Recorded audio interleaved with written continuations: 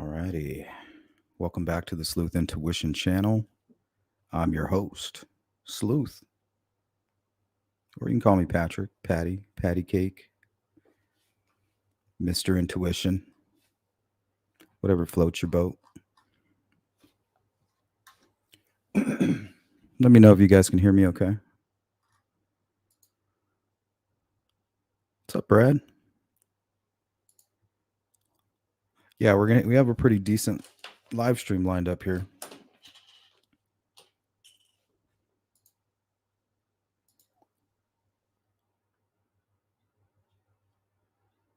Yeah, Jordan Sofer. I think, in my opinion, that's a solvable case. Somebody knows something. They're just not talking. They're not giving investigators what they need to kind of take that next step, to further the investigation, in my opinion.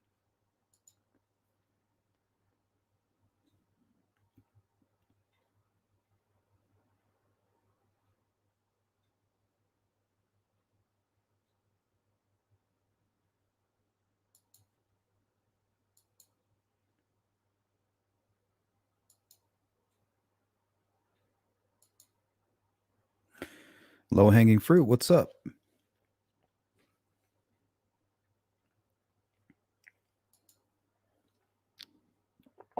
Happy 4th, Olivia.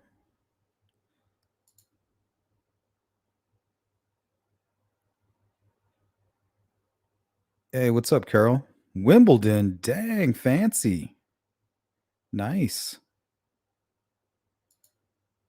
Have fun. Thanks for tuning in while you can.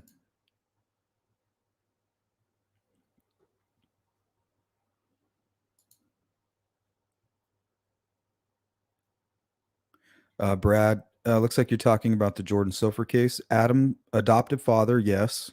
I think around the age of 14, 15. Boyfriend, which I hear has been through the system and process of investigation, correct. Passed away, I believe, in 2013. Some random person like Richard Allen, but who knows? I don't.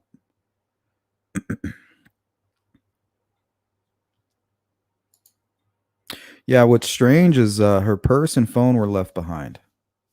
That's very reminiscent of Lyric and Elizabeth. She had a phone and a purse left behind. Then also, of course, with the Delphi case, we have the phone.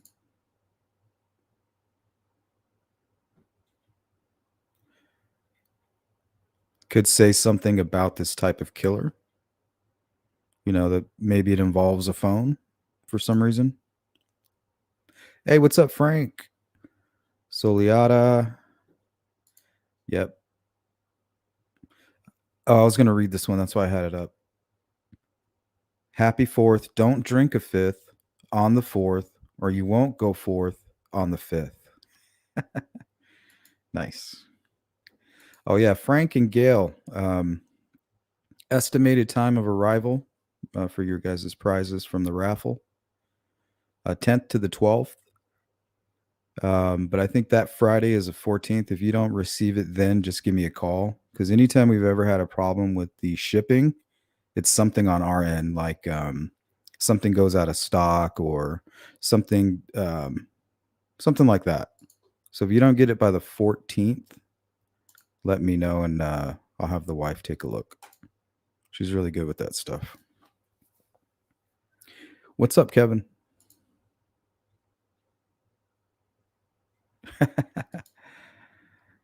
Man, you got to take these days off. I slept in today. You got to take off Monday and Tuesday. What's up, Beach? Thank you. I hope you're having a wonderful time with your family. Hey, Miss Thang. GP. Thank you, Rain Dancer. Appreciate your feedback and input. Violet Gal, what's up? Thank you, Frank. Thank you, guys. Donnie Haight. How's it going, Jill? Silas, Susie. Hey, what's up, D? Good to see you. Beth Gonzalez, Indy Pam, Anna, Lynn, Polygraph. Been a minute. Chad, Richard Allen placed an order for lunch. He got composition book pie with extra ink. Oh, is that a joke? I probably didn't read it right.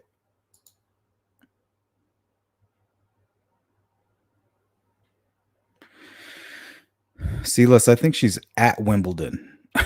I think she's in the stands, possibly, or there. That's how I took it. Speculation room. I just did a video pointing out the fact about Sheriff Toby. Who's Sheriff Toby? You mean Tobe Lesenby? Who calls him Toby? It's weird. Charlotte. Hey, hey.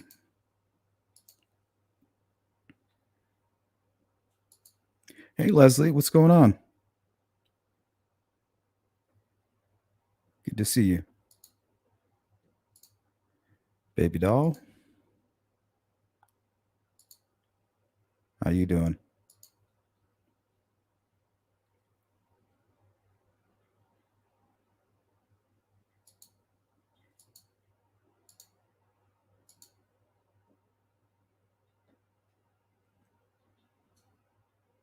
Yeah, it was cool though. They were rocking my merch at the Delphi walk. How cool is that?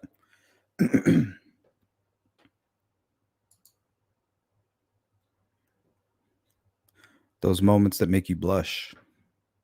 Hey, Brett. Good to see you. What's going on, Phil?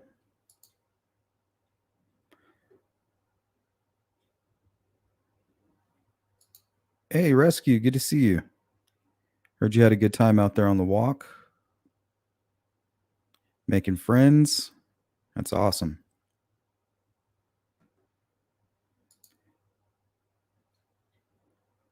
Hey, Ann. Good to see you. Jim. Good to see you. Give him some A1 sauce. Hey, Ruckus. What's going on, buddy? Good to see you. Hey, Linda with the super sticker. Appreciate that. David, good to see you. Welcome.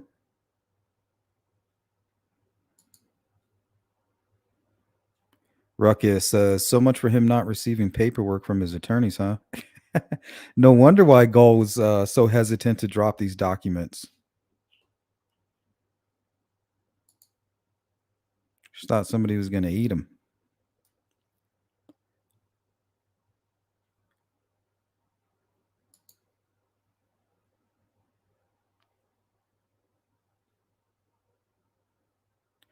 That's a question for Frank or Randy, or I think Leslie was there too. Rescue all the dogs. Or no, not Leslie. I think Kim. Yeah, Kim. I don't think Kim's here right now. But from what I seen, yeah, it looked like there was a little over a dozen people there, in good spirits too. I always like to see that. I heard that Becky Patty was handing out bracelets and stuff. Be surprised what you can get accomplished with a whole bunch of positive energy. Hey, Tech Death, what's up? Good afternoon, Maserati. Good to see you.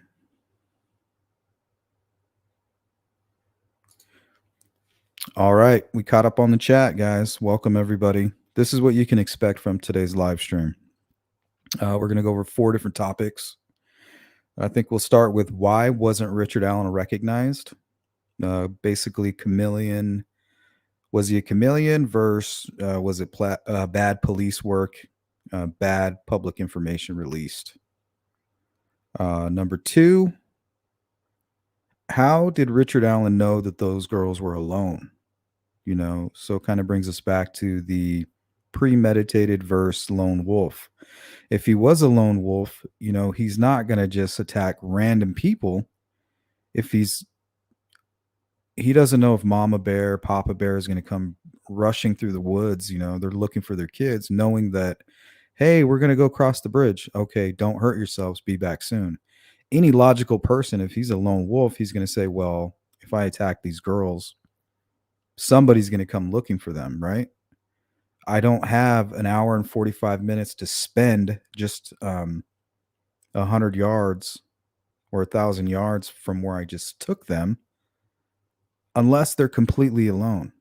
So, in my opinion, he would have to know he's alone. Number three, where do the conspiracies come from in regards to the Delphi case? All these crazy family blaming conspiracies, where do they come from? In my opinion, it all starts with the search.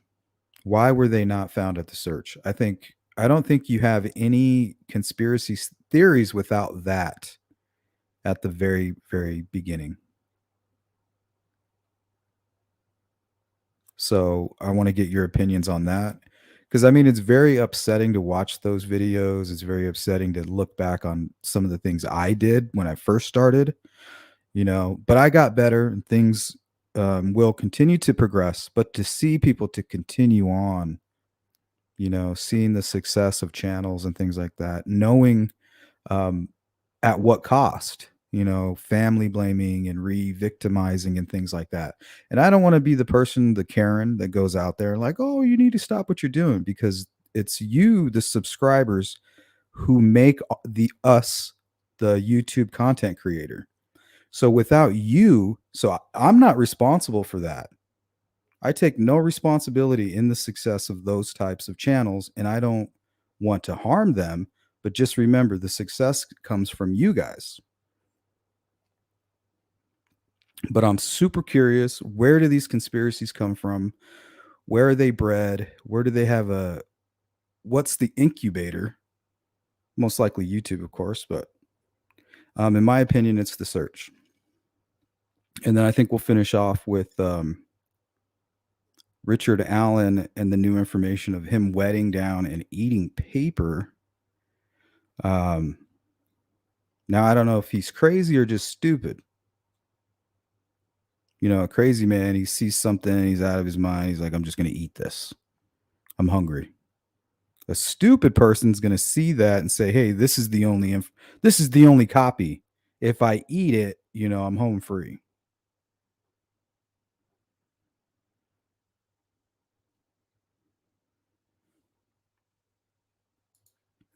Oh, hey, CJK says Sleuth Intuition. 2 channels I follow on Idaho. They spoke about rumors last night and they mentioned creators with source, but not all the details. So it feels rumors and speculation. Very interesting.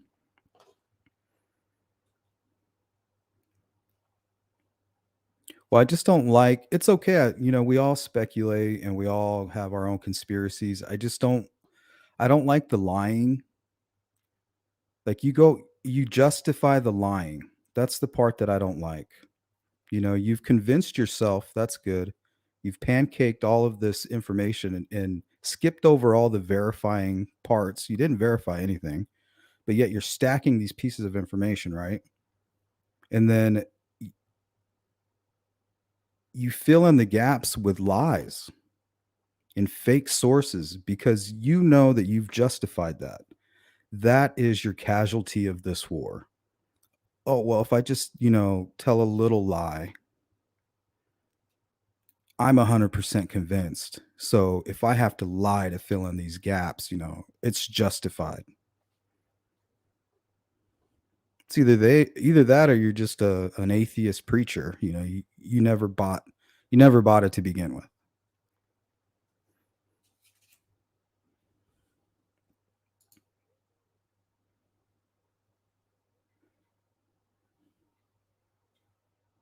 The conspiracies come from not releasing more info. Yeah, that's most likely where they start, but you're going to expect that in any case.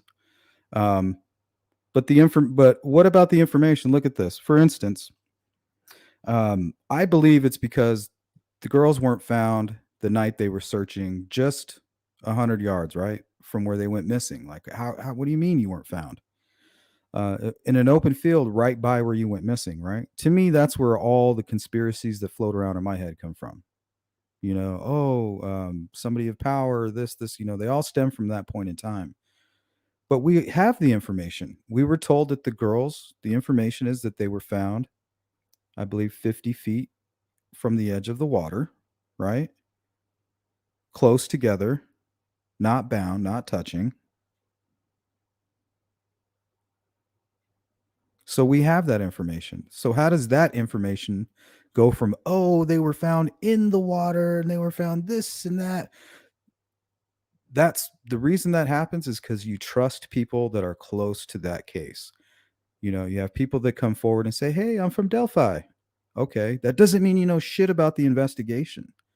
Oh, you could have been born under that bridge. Question is, were you there that day? No, you weren't. Do you know anybody that participated in this crime? No, you don't.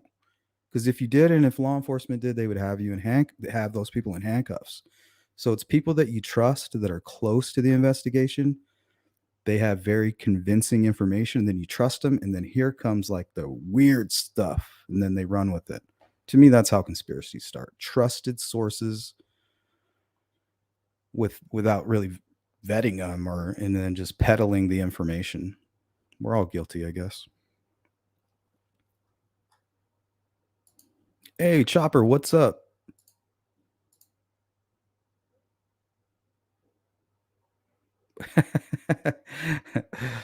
Oh man, low calorie diet. Just eat paper. I heard there's people that eat toilet paper. That's nasty. Put down the toilet paper right now. Hey, Anna. Eat paper, soaking it in water makes me wonder if the act. Yeah, we're going to look at it. There's cases that we're going to look at of people trying to hide evidence because they think it's just the only copy. And sometimes, in some of these cases, it was. And then we're going to look at cases of people that are just clearly out of their minds. Clearly.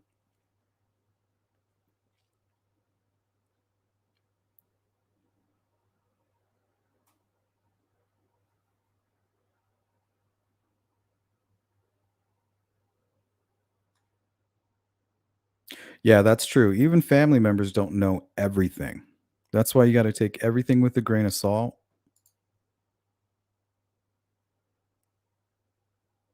And if you don't know it as a fact, don't push it as a fact. It's okay to not for it not to be a fact, guys. That's the part. See, this is where the ego comes into play. The ego is I worked my butt off to find this information. I know I'm right. This is why I'm right. And you guys are all stupid. It's just blinded by this ego that's and it is there is an ego part about it all that I may solve this case. And I don't want to go out there and push that nobody that's on social media or these web sleuths or armchair detectives aren't going to solve a case. I would hate to put that negative energy out there because it's just not true.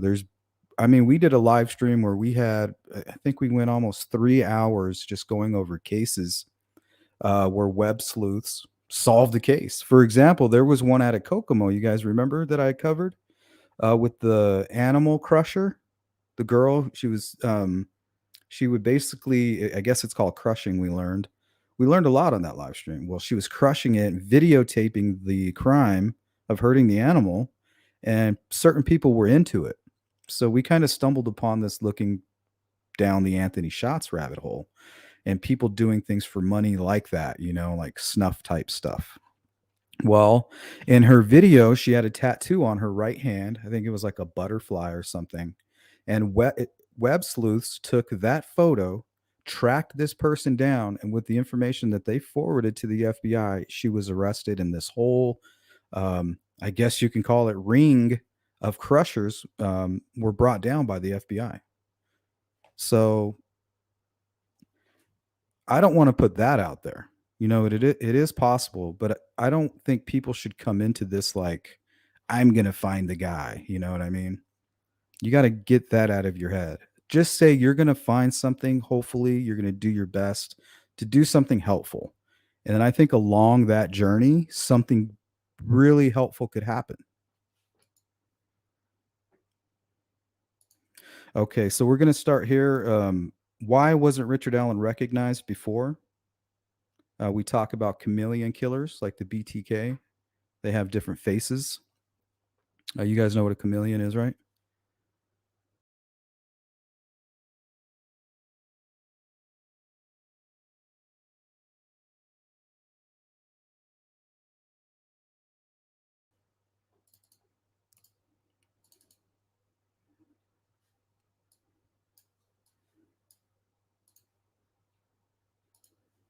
Here we go.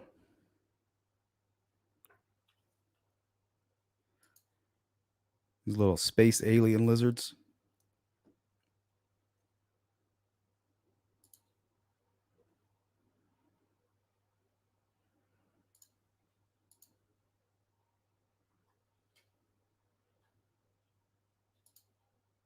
Hey, what's up, Derek? We got Derek, Dominic, got you, Tech Death, Corgi Mama. How you guys all doing?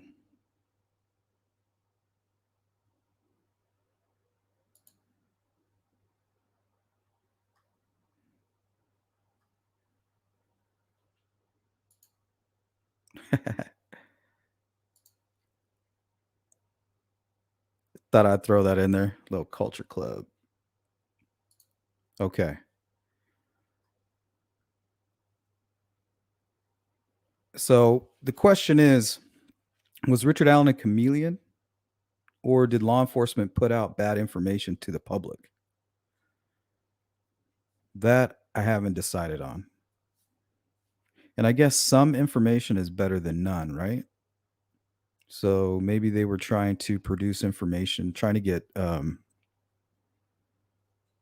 what's that old saying? Blood from a stone, blood from a turnip, or something.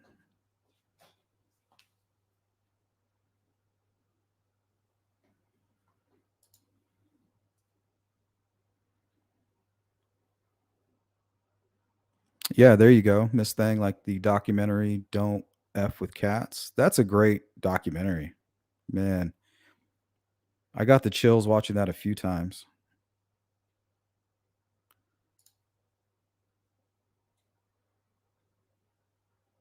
Yeah, exactly, Slatherings. Um, and me and Derek Farmer talked about that extensively, the trajectory and why certain things were done, and what was the cause and effect.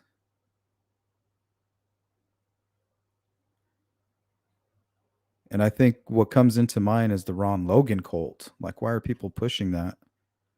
And it's okay to push it, but they're not just pushing it; they're ignoring the Richard Allen stuff. They're saying like that's all a farce. Like this is all part of some cover up, and he's the fall guy. You know, where's Jack Ruby when you need him? Basically.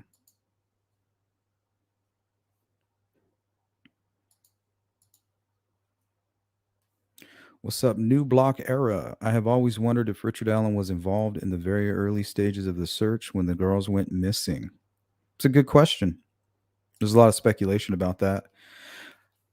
I seriously doubt that. I don't think he would be anywhere. I think he was getting cleaned up, getting his wits about him, coming up with a story, with a strategy.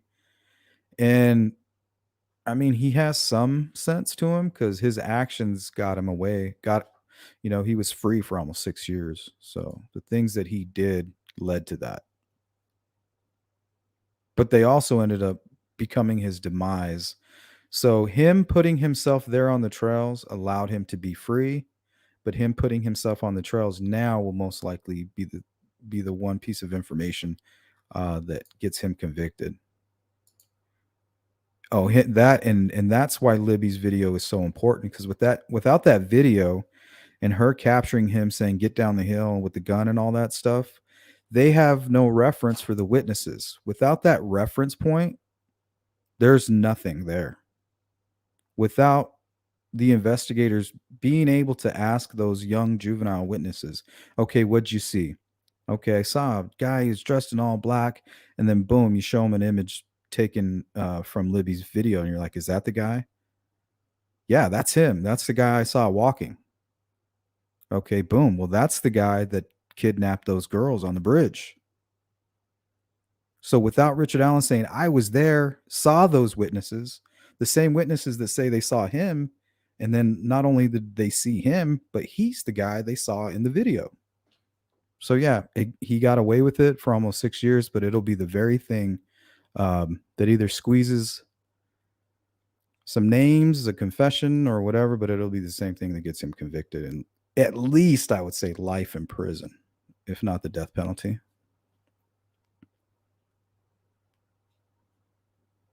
Yeah, Frank, I watched him.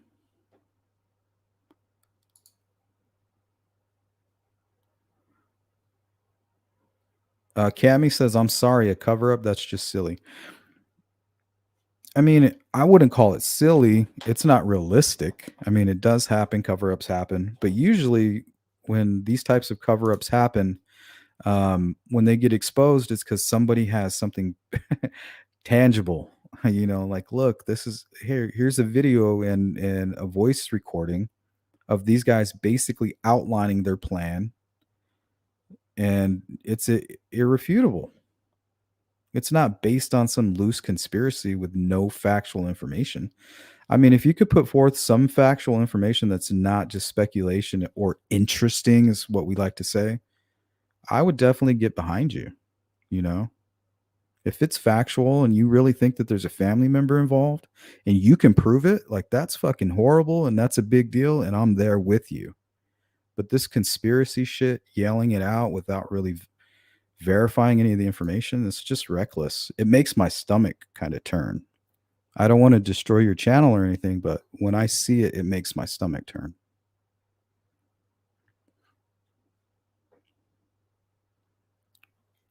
Also trying to grab cameras, solid grad of leadership.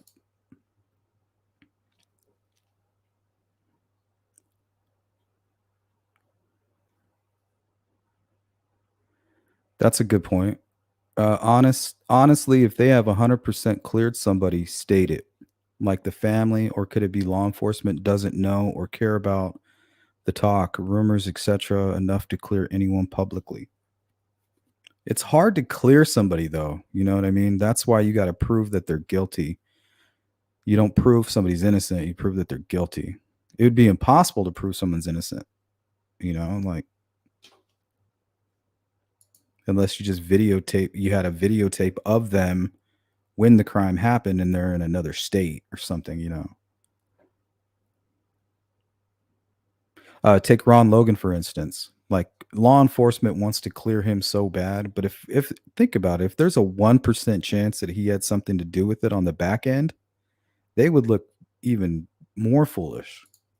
It's just a risk you don't need to take while the investigation's open. Oh yeah, this person's cleared. The next day, Richard Allen's like, yeah, and we kept this part a secret, but he did it. They're like, oh shit, we just cleared that dude.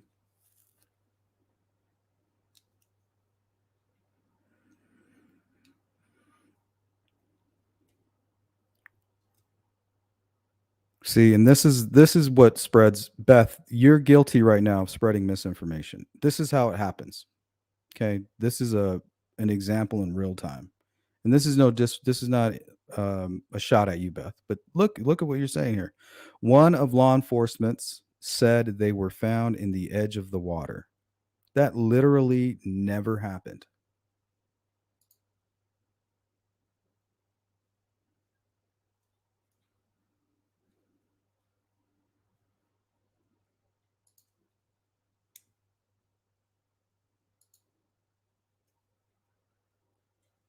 And I'm not telling you guys not to chat and do all that. I just want to point out, because we're going to talk about, where do the conspiracies come from? Maybe they come from my chat box.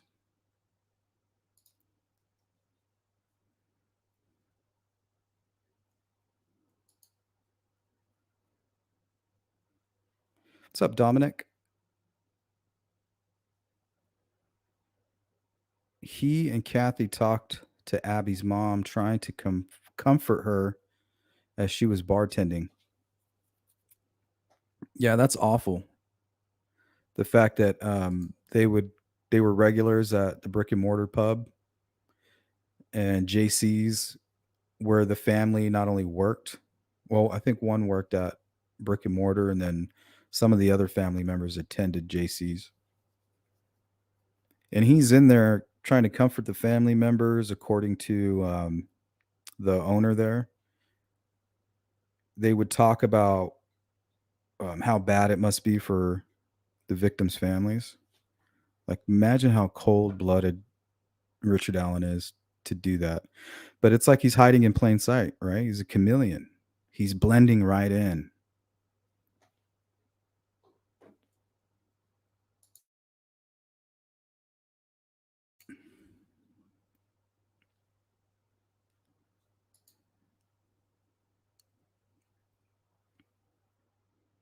There you go. That is a good example. Derek Farmer says the reports initially said ISP made contact with BG and he is no longer a person of interest.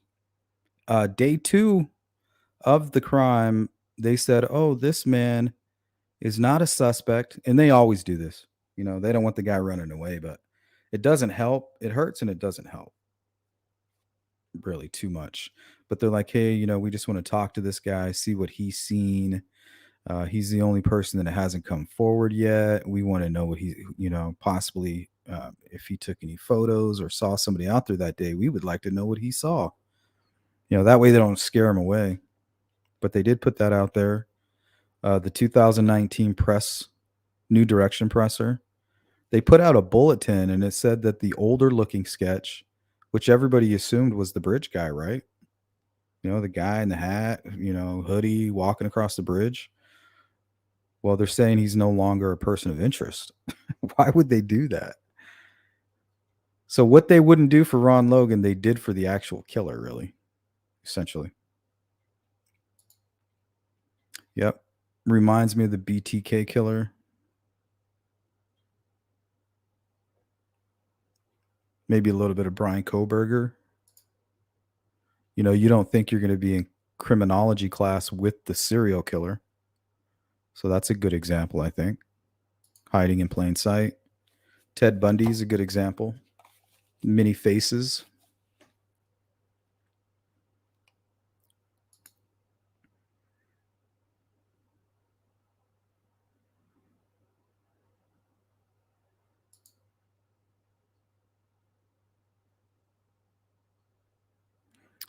Yeah, I mean they did it for the killer and they didn't do it for Ron Logan. But there's talks behind the scenes. They, you know, they would really like to clear Ron Logan.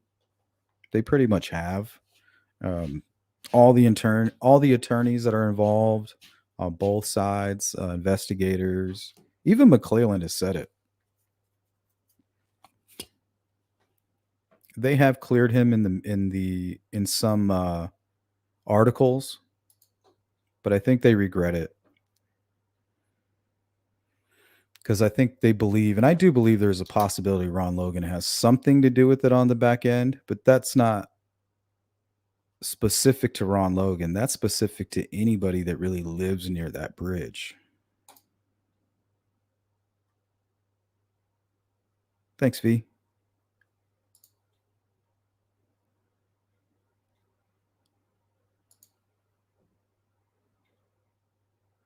What's up, Jessica?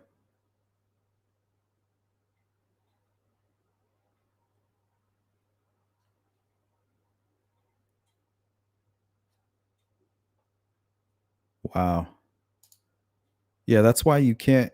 Some of these people, these really evil people, like we live our day to day playing checkers, right? Oh, we need to do this, this, this. Everybody's going to be nice. I'm going to say hi to everybody when I go.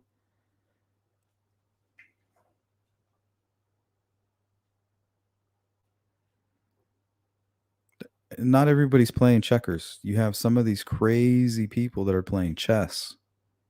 They're like, I'm going to fool all these checkered players, and then I'm going to victimize one of them when nobody's looking. And then I'm going to go back to I'm going to go back from my chessboard and jump back onto the checkerboard and act like nothing happened.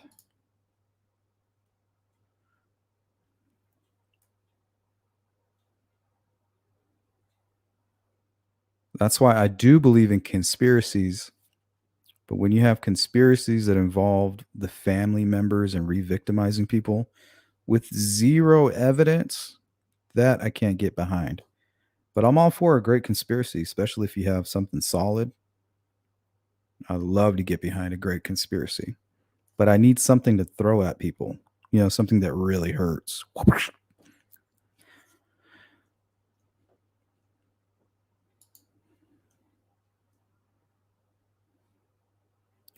Not smoke. Does an excellent job of reminding when he is stating facts first theory. Thank you, Cammy.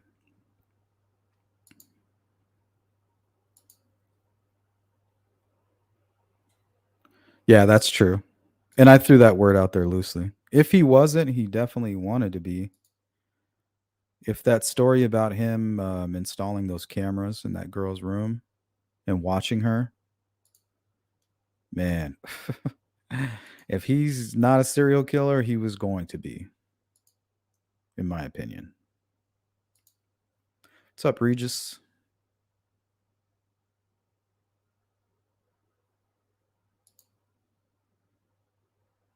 Hey, man, we can, all these cases have relevance because we're trying to figure out what makes these people become monsters and what makes these monsters become killers. They all have something in common.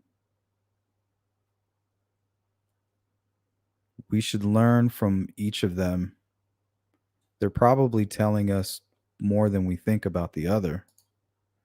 But if we pay attention, we might be able to hear what they're saying.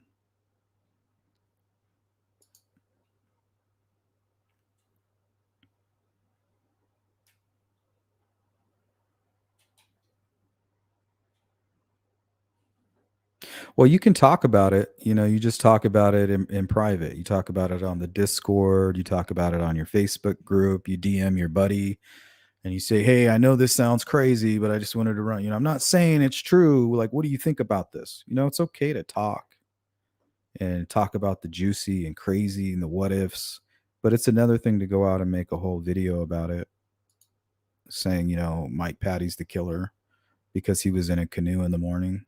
Like, you mean the 1% chance that that's even remotely possible versus, the giant percentage of it not being true? Yeah, we're going to go with the part that gets everybody like widens their eyes and, oh, this is juicy. Subscribe.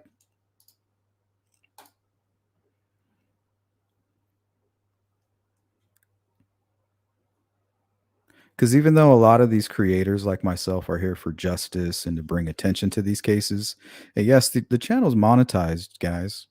I don't know about you, but that's being an adult, you got to be monetized because everything costs money. You have taxes on taxes on taxes right now. You know what I mean? So only grown-ups don't think about that part. But there are people that come to YouTube specifically for entertainment value. Yeah, they're concerned. It sounds awful, but really they're just like, hey, I'm bored. What's going on with the Delphi case? What's going on with this case? I'm really into human psychology and human behavior.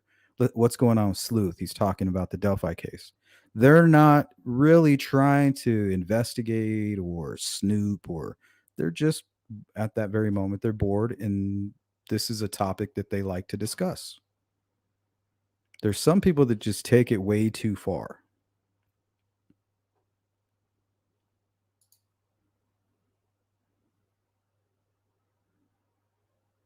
Gail saying, if it was planned, how did Richard Allen know the girls would be there? I don't know. I guess we could just segue on over. We almost spent an hour on that first topic. Let's catch up on the chat, and then we're going to move on to number 2. How did Richard Allen know the girls were alone? How did he know they were there, and how did he know they were alone? What's up, Inquisitive? Murder Sheet just released another episode about the docs. I'll go check that out. Hey, Adolfo, his actions have ruined the lives of many people in his life, and it's really not fair. His name will live in infamy. Imagine being married to that person. Yeah, it's awful. I think about that all the time, man. Like what his actions did, it was like a nuclear bomb. That's really what it was. It was a nuclear bomb that he set off. And at that crime scene, just 100 yards from the bridge is the epicenter of that nuclear blast. And you can still see, what do you call it, nuclear fallout with the conspiracies and all this re-victimize. Like it's still hurting people. With Richard Allen's family, what they're going through, if they're innocent, imagine that. Imagine the son-in-law. I think about him a lot. Like he married this girl, and then right after he married her, her father's this brutal, being suspected of a brutal murder, and he's looking at his wife now. Like I don't know, things are just different. Like everything is different.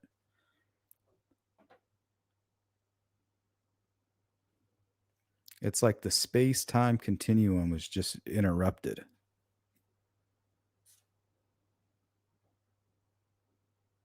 It's the craziest thing, and I wonder if that's the part they get off on. Sitting back and watching. I know a lot of arsonists, they would burn down these huge buildings and they would kind of sit from a distance and watch all the ambulances and the police and the news and the helicopters. And then they would just sit back and think about, look what I created. They feel like an artist or something.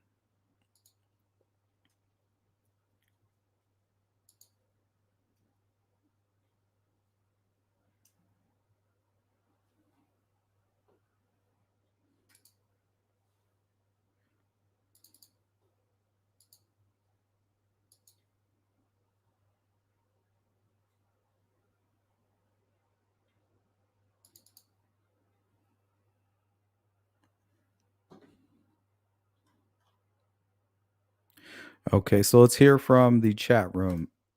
If you're for the lone wolf theory, why would he attack these girls not knowing where their parents were? Was it just the fact that he walked the entirety of the trail? Did he see them being dropped off? He's like, "Well, I know they're not with their parents because I just watched them being dropped off."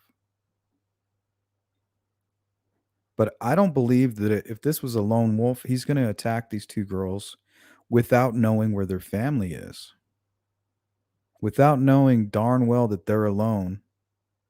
I just don't see a coward doing that. The fear is just too great.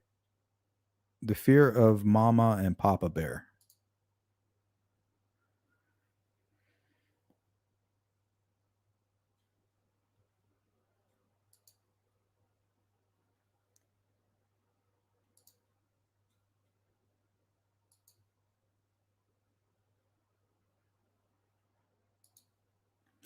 What's up, the Rockways? Good to see you.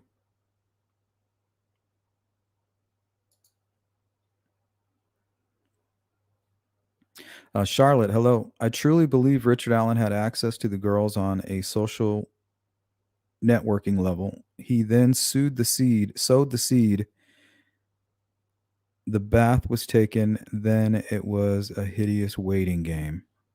See, and I don't know if he targeted the girls and then lured them there. I don't know the motivation, but I do believe that the method was social media. Um, but with how close Richard Allen is with Abby's family, and I don't mean close like they're friends, but he's very close. They live close. They have the same friends. They share one of Richard Allen's good friends is a good friend of Anna. Um, they spent a lot of time in the same circles. So I don't know if Abby was a target. So we don't know. It's because there's that piece of information that we don't know is the motive part.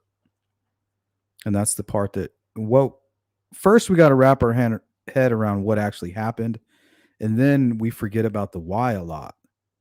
We're so focused on what this horrible act was, we forget why did this happen? Like, what would motivate this guy to do it? And in that motivation, there could be other actors, right? Like, what? Who kills somebody in the middle of the day? What lone wolf attacks um, somebody that has somebody with them? That's already rare. That's why you bring somebody with you because you're less likely to be attacked. Yet they were attacked midday, not knowing if they were alone or with somebody. How did this killer what how did he know that there wasn't somebody waiting for them over there? Like another male. He was fully aware of what they were doing, in my opinion.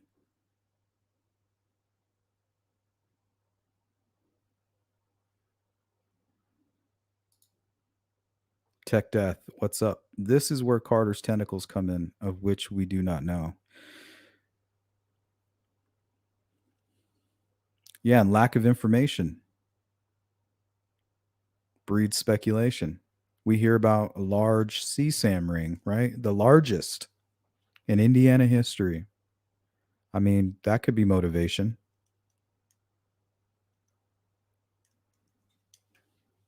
Think about the conspiracy theories that are going around right now about Dan Doolin, you know. But the second he comes forward, he could, maybe they have information about that whole scenario that we just don't know. But I guarantee there's a couple going on in my head right now. Like we talked about it. We're over here playing checkers, normal people trying to live a normal life, have a family, have grandbabies, leave something for our children, own land, own a business, do all the American dream. But not everybody's doing that. You have people that are playing on that to fulfill these evil fantasies that are cooked up in these strange minds. So if they're talking about tentacles and the largest CSAM and this and that, and you got smart cops letting huge things go under the rug, it makes you wonder.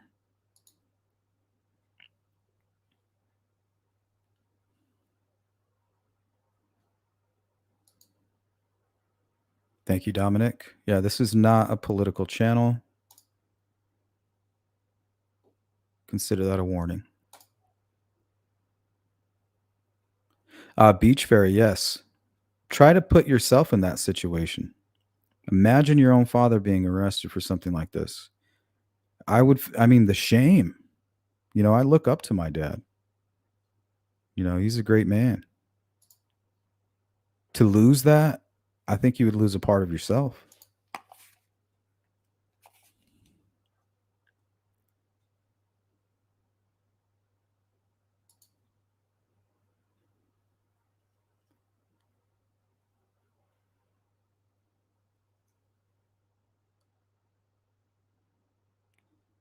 And saying at this point, I'm now thinking it's the defense that might call KK. I just don't think we're going to hear anything about KK until he's done. When his case is over, and a lot of the delays could have a lot to do with what's going on with Richard Allen. He might be like, I don't know what this dude's going to do. What's he saying? And they might not be connected and it could just be a whole nother blunder. Either way, the whole KK CSAM case is a mess. I think he got rid of his new attorneys now, or they stepped away. It's a mess. What a mess.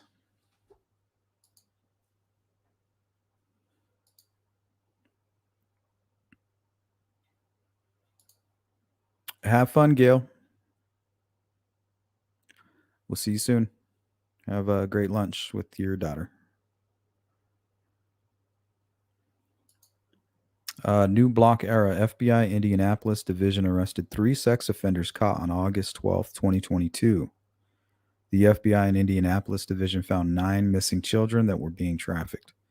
Yeah, that's amazing. And before the new direction presser, they were doing a CSAM sting where they were posing as like kids online or whatever, catch these child predators. And that happened on a Thursday, and then the presser happened on a following Monday. It's always speculated that they might have something to do with one another. I guess one day we'll find out.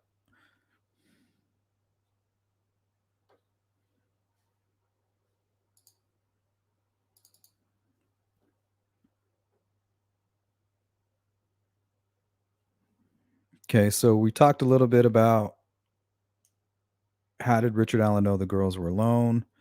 Um, we didn't really get into where conspiracies come from. In my opinion, it has everything to do with the search. Um, and we'll probably spend maybe 5-10 minutes on that, and then we're going to get into the final topic here. But I want to give you guys a chance to respond. Jesse Snyder was a travesty for sure, but it doesn't mean the same law enforcement officers did the same to Allen or anyone else.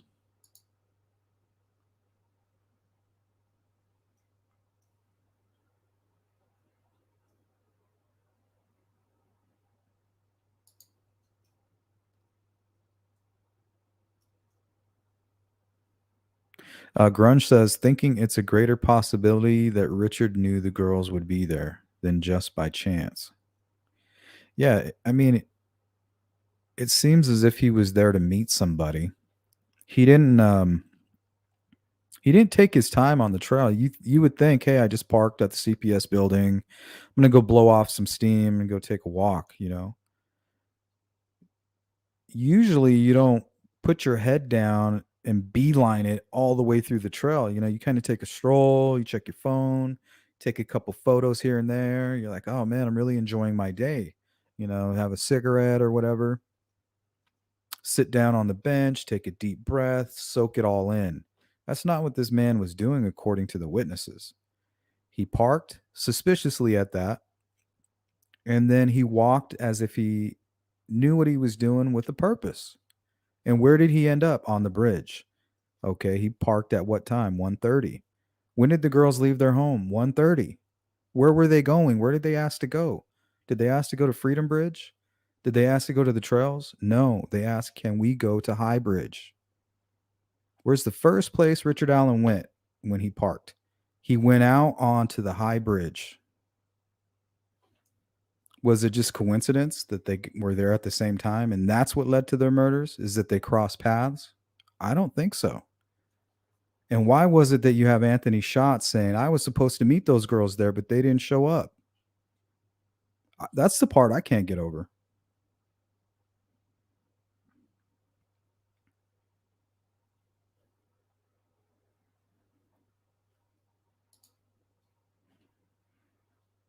Hey, Mama Styles, I have no doubt Richard Allen knew the girls were there.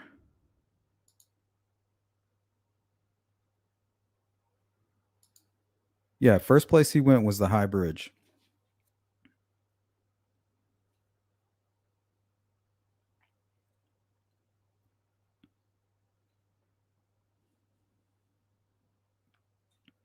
Now, if you're sitting at the bench right at the 505 trail, you can see the Mears lot.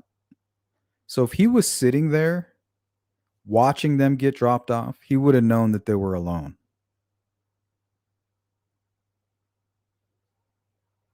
But to me, that's not enough to dissuade me the other way. It's just not enough. Why was he there at 1:30? Why did it seem as if he was meeting somebody there? Why is Anthony Schatz logging in, logging out in the morning, saying that I was supposed to meet her there that day, but she didn't show up, instead of saying, I haven't heard anything? Like, why would you say, yeah, I was supposed to meet her there? That comment makes it seem as if Anthony Schatz actually came to the trail. But who do we know actually came to the trail?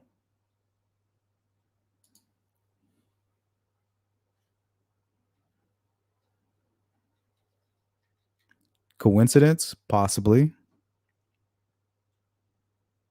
We know that by watching the Lost Delphi documentary, some of the information that they provided was how much Libby was kind of out there on social media, with the whole Peter Pan thing, come through my window and all that.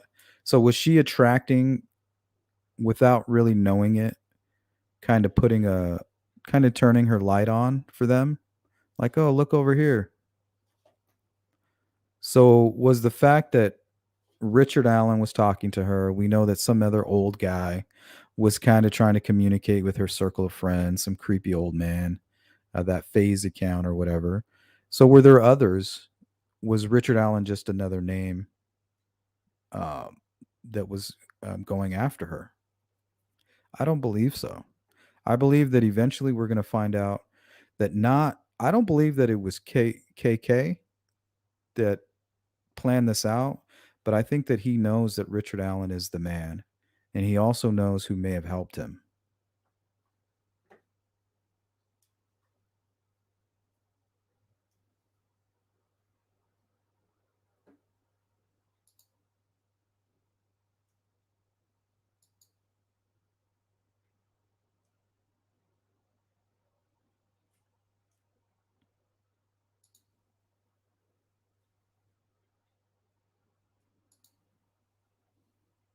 Thanks, V. Yeah, don't be no scrub. Hit the thumbs up. And I can't see the thumbs up here on StreamYard, so hopefully you guys are hitting the like button.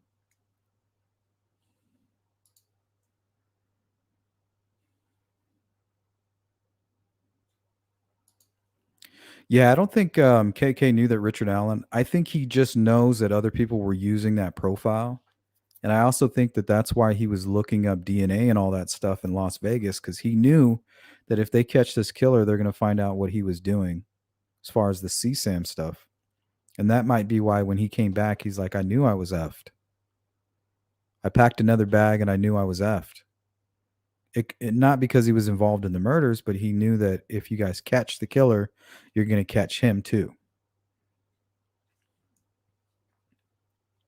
You know, whether that's Kagan Klein's father or just some other friend, we don't know that. But I do believe that KK knew who this killer was, and that once they found him, it would lead to him. But as far as the planning and all of that, no. But that Kayla story is very strange. The one that is told on the Murder Sheet podcast. Kayla doesn't say she never says she was talking to Keegan. You know, she says she was talking to somebody. She never says, "Yeah, I knew him personally." She even mentions like I never met him in person. So if she's talking to whoever this is, whether it's the Anthony Shots account or one of his many profiles, this person says kind of makes it seem as if they were watching her and they were really upset that she brought a friend. And they made threats, according to this person Kayla was telling the Murder Sheet. They made threats of slicing her throat, gutting her, and like all this violent stuff. Basically, the stuff that most likely happened in Delphi with Abby and Libby. All these violent things. He's threatening this Kayla girl, right? And now recently we have Keegan saying, I don't know who that person is. Kind of like shame on you, Murder Sheet, for pushing that story. I don't know who that is. Well, whoever was talking to Kayla could be the same person who was talking to Abby and Libby, this violent person, right?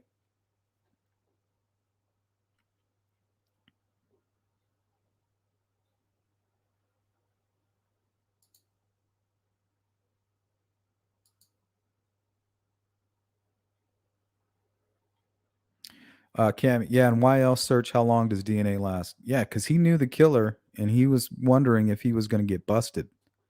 Like, are they going to catch this guy? And maybe he didn't know the killer, but he knew it could only be maybe 3 or 4 people. You know, maybe he was passing this profile around and he's like, well, it's one of these people. But I think it's more than that. I think he knows who the killer is. And I think it's about a 50-50 chance when Kagan Klein is done with his CSAM case, we might hear something about that angle.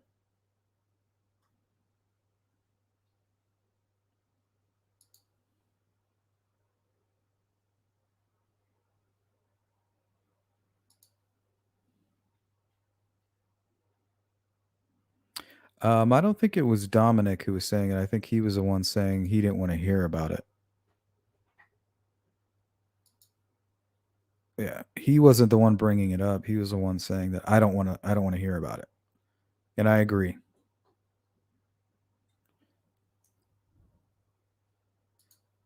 Hey, Lakeside, what's up?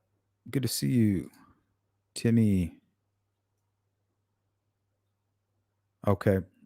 All right, we'll spend the last 15 minutes on Richard Allen's recent information drop here: eating paper.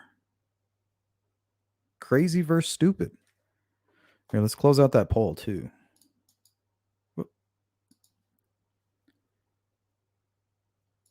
Give me a sec, guys. If you haven't voted on the poll, please do it real quick. I'm going to close it out.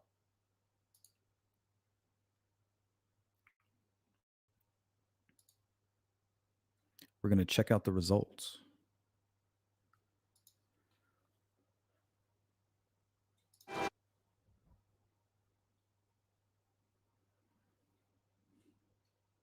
Okay, so the question is Richard Allen eating paper. Of course, we've all heard that. That he was wetting down and eating paper. We're going to read about it right now.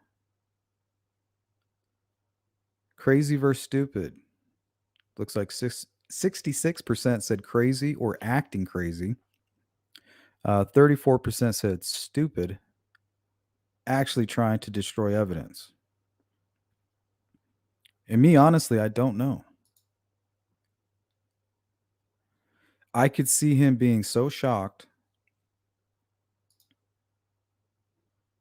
by a document, thinking like this is the only copy.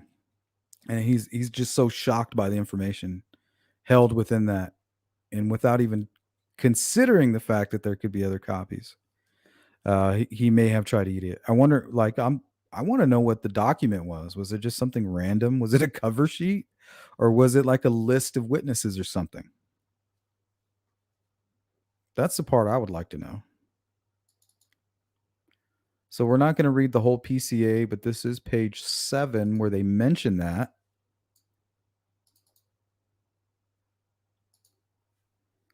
So we'll read that. Put some AI visuals up here for you guys.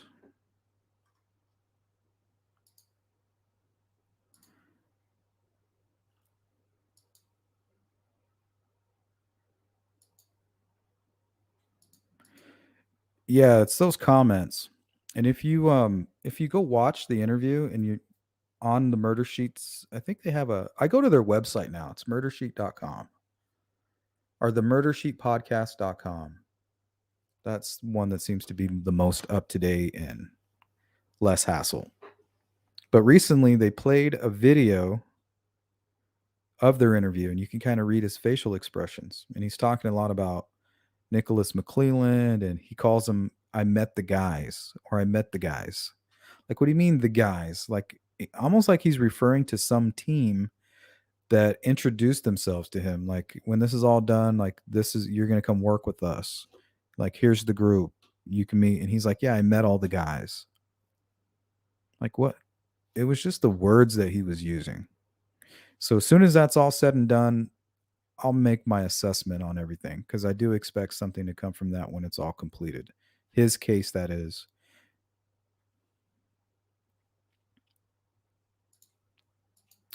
Okay, so this is what it says here. Richard M. Allen was wetting down paperwork he had gotten from his attorneys and eating it. Now, they don't really talk about it much more than that.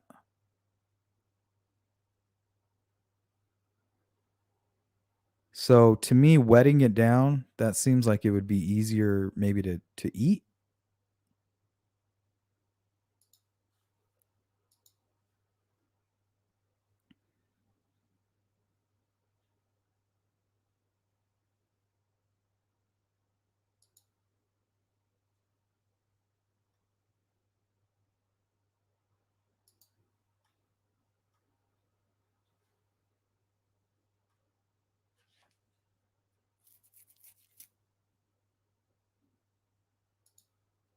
Lisa says lone wolf. And it could be. It just doesn't look like that from where I'm sitting. But what do I know, really? Like, when it's all said and done, there is no legitimate explanation for dueling. Well, there could be. There could be a handful. We just don't have it. Even if you want to believe the file got lost in the shuffle, well, it didn't get filed, it got mistitled. So if you hand somebody a file and they're supposed to file it a certain way and they don't, then it can get lost. But the question is, who made that mistake? Did Doolin misfile it? And if he did, why? We just need his explanation. That's it. Because we're going to speculate. We're going to speculate. We're very good at it. We're very, very good at speculating. And we hate not having information. So if we love speculating and we hate not having information, if you don't give us the information, guess what we're going to do? We're going to speculate a little. Richard Allen Day is our number. His behavior is a last resort for insanity ruling. He will be going to prison, put in general population, and people will be targeting him. Hell is coming for him now. Yeah, and he could just be responding to that realization.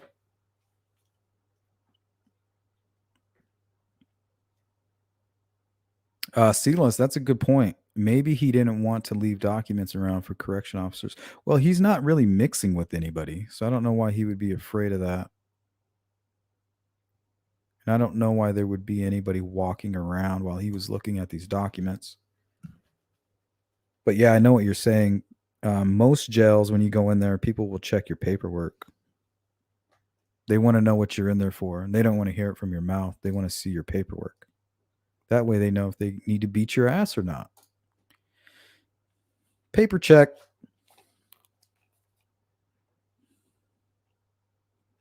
Regis Monkton. Did Blaze Jones and or other older people have access to Anthony shots? That I don't know.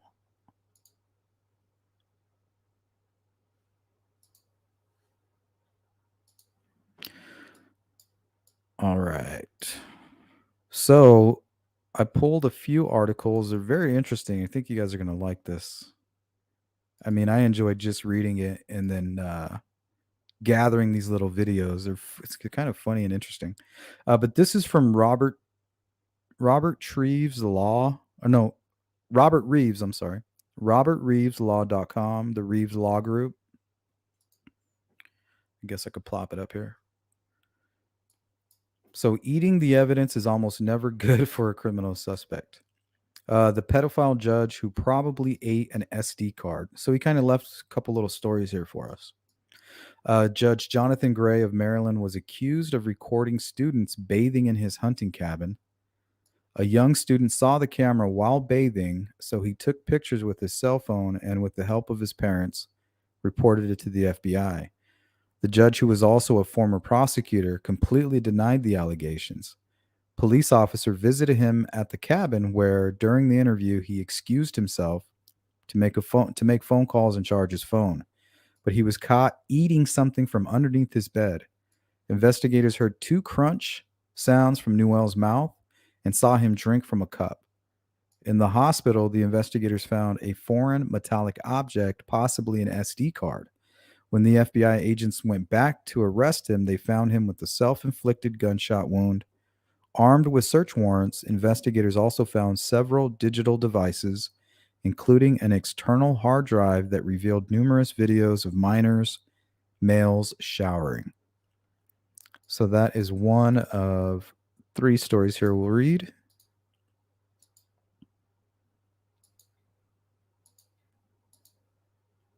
Has KK explained why he searched for DNA info? Well, the reason he said that was he was just curious. He was concerned. He called them two hometown girls. You know, he kind of made investigators trying to make them look stupid. Like, what do you mean, man? Why would you ask? Two girls died from where I'm from. Like, why wouldn't I look? And investigators are asking him, we understand that you would look, but you listened to the voice how many times? You looked up DNA.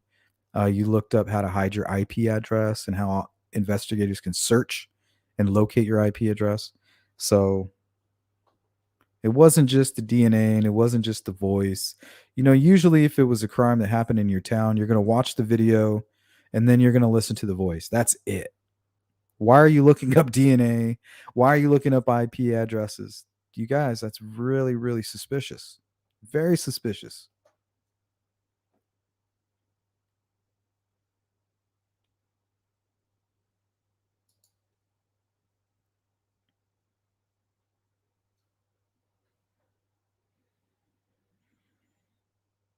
Yeah, Regis.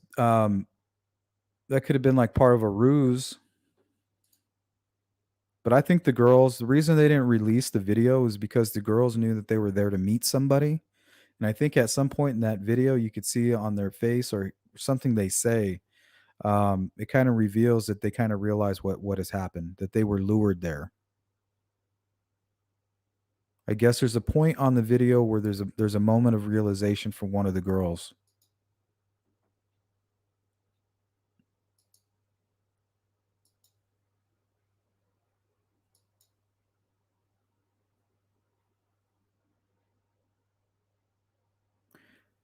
Yep, Slatherings, and I agree with you. They mentioned that in his probable cause affidavit for Keegan Klein too. They say what he says to the law enforcement, according to the transcript. Oh well, what do you mean? What are you talking about? You guys why didn't you? I was free for 3 years. Why'd you let me go free? And they were like, that's when they bring up the largest CSAM investigation, and they kind of start talking about the tentacles. Like, what do you mean? Like, you don't understand what we've uncovered from your Anthony Shots profile. So they admit right there that, yeah, they kind of let him out on a string. And I think once they realized, it's almost like we're going to allow this to go on for this amount of time. If we can't bear any fruit, we got to cut it. So it wasn't bearing any fruit. They weren't finding their killer or maybe any more ties to the CSAM ring. And they made a choice, like, we got to arrest this guy. And even Doug Carter says, in relation to Keegan Klein, he says we're going to continue to work on him in regards to that, in regards to the Delphi case. I mean, it's all there, guys, but it's nothing solid. So I wouldn't say definitively, but man, if you really lay all that information out in front of you, he's definitely connected.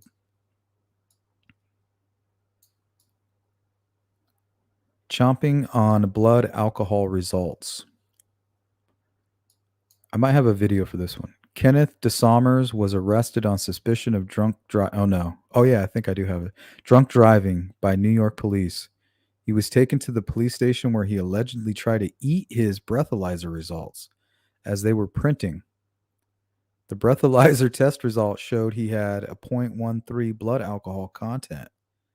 Not surprisingly, he was charged with third-degree criminal tampering and the obstruction charge.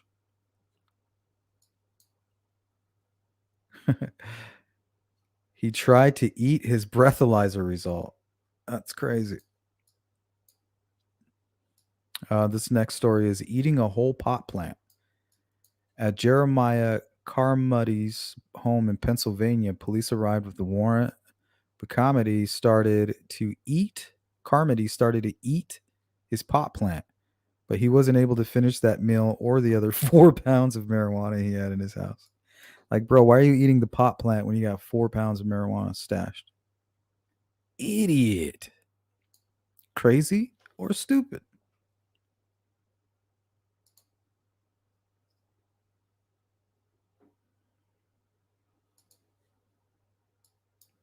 Okay, so check this out.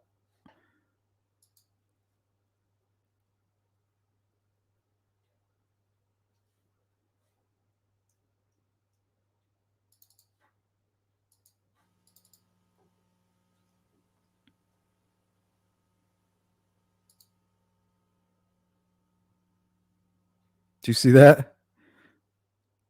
Watch how quick this was. Oh, wait, let me take it all the way to the beginning.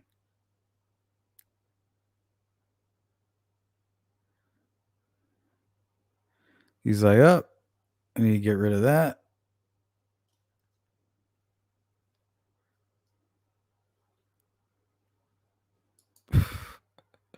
Crazy. And this is a bank robbery suspect. I wonder if that was like the note he left or something. Here's another example.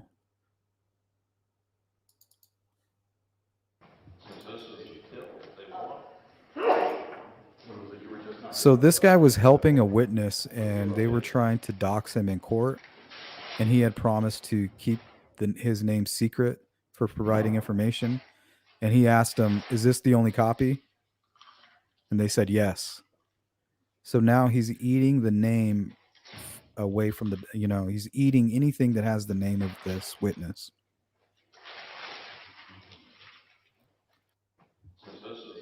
Richard Dick, they call him Dick Maston. You guys can look up that. It's pretty interesting.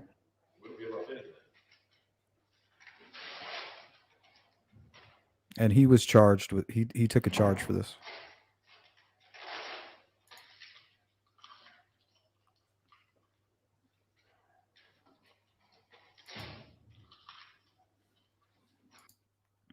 You was asking, were you saying Kagan looked up that stuff? I'm not saying Kagan looked up that stuff. Law enforcement was telling Kagan during his transcript interview or his interview that they pulled forensics from his phone and they were telling him that that on his devices he was looking that stuff up. So whether it was Keegan or somebody that was with him, I don't know. But on his devices, he was looking up the Delphi murders. They listened to the voice a bunch of times. Um, they were looking up how long does DNA last on a body. They were looking up IP address. How can investigators track down an IP address from social media? Like, why would he be Why are they looking that up? Whoever it was.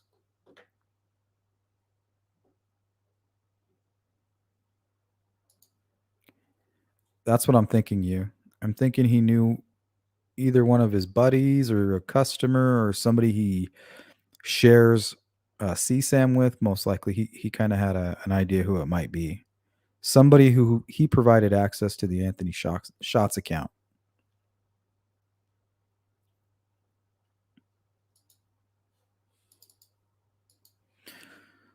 All right. Now, here is an article, and we'll finish with this one. Here, I'll put those, I'll read it and I'll put those visuals back up.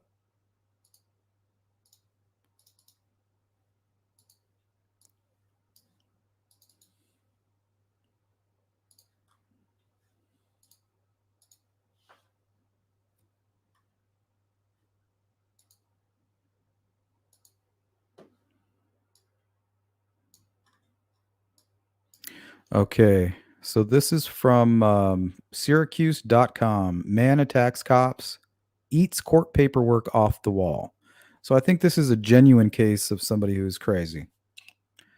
Syracuse, New York. A Syracuse man handcuffed to a bench after attacking court officers turned and began to eat paperwork affixed to the wall, according to court officials. Michael Spear, 40, was deemed too unstable to be taken to jail, so he was transferred to a nearby hospital for several hours Wednesday before being booked, officials said. Spear was charged with felony attempted assault on a peace officer for the 12:51 p.m. incident that began in Syracuse City Court Clerk's office. He was not charged for eating the paperwork, which apparently included a calendar of court cases. What the freak? Spears' day at the downtown criminal courthouse began with a trip to the court clerk's office, looking to sue someone in small claims court over a futon, official said. While there, he began giving the clerks a hard time. The chief clerk, James Geeson, came over and Spear continued his vulgar, disruptive behavior, officials said. When court security officers who have police powers arrived, he continued his antics. When an officer attempted to remove Spear, he tried to elbow the officer in the head. According to a criminal complaint, after being arrested, Spear refused to put his hands behind his back and tried to pull away, the complaint states. It took numerous officers to subdue Spear, causing entry to the courthouse to be temporarily suspended during the commotion. Spear then tried to kick several officers in the face, according to the complaint. He was eventually taken to the holding area where he started eating the paperwork off the wall. What the freak?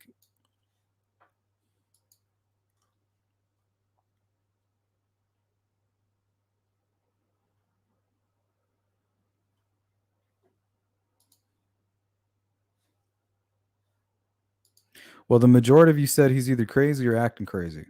Me, I think I'm leaning more towards he might be a little bit crazy, but I think he really thought that he was hiding evidence. he may have seen something in those documents that just really, really made him go nuts.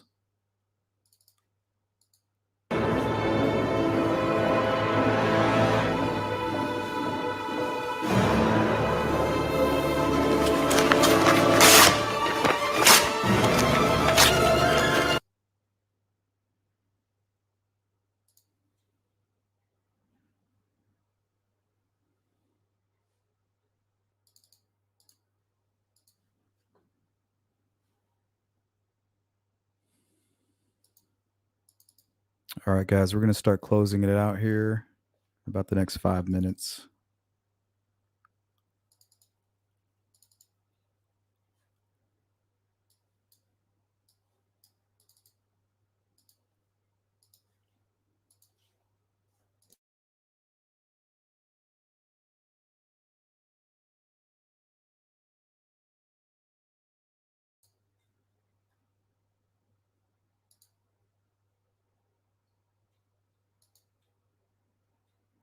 All right, guys, that's going to do it for this live stream. I want to thank everybody who participated in the chat and who made time to watch it live. If not, if you're part of the replay crew, drop me a comment. I'll get back to you. Everybody, please, if you could, if you haven't already, subscribe to my channel. Consider becoming a member. We do have a good time. We stay active. We will be live for members only Wednesday. And if you could, hit the like button on the way out. Thank you, guys.